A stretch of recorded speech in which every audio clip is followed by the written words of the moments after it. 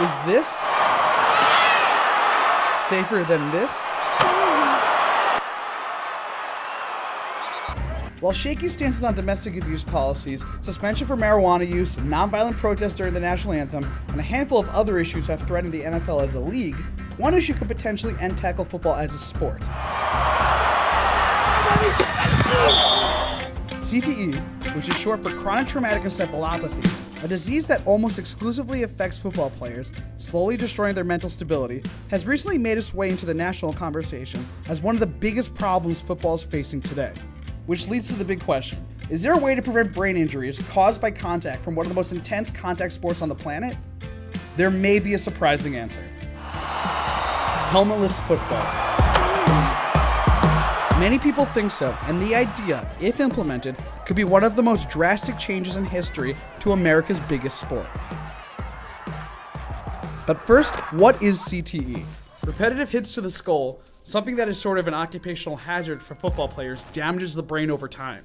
Players diagnosed with the disease experience memory loss, impulse control problems, aggression, depression, anxiety, suicidal thoughts, and eventually progressive dementia.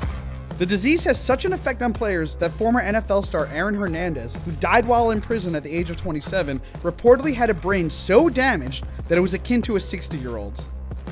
Doctors familiar with CTE suggest that O.J. Simpson is dealing with the disease, which could explain his criminal history.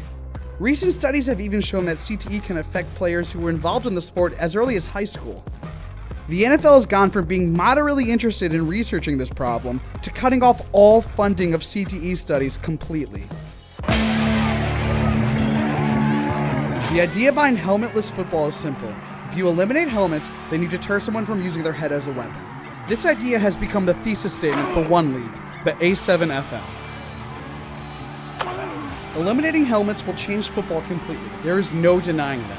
You could play an entire game in the A7FL and not hit your head one time. It is impossible to play a game of football with helmets on and not hit your head almost every single play. So it's the repetitive shots to the head that is supposedly causing this brain damage. And you're gonna see, when you see these guys hitting in the A7FL, they're not leading with their head. They're coming in with their shoulders. They're avoiding the head contact because they don't have this great armor on their face. It will make it softer, change up the speed of the game, and force coaches and experts to approach the sport completely differently. The question ultimately becomes, are American audiences willing to accept a watered-down version of the sport to protect the players? Do you think football can survive without the change? Let us know in the comment section.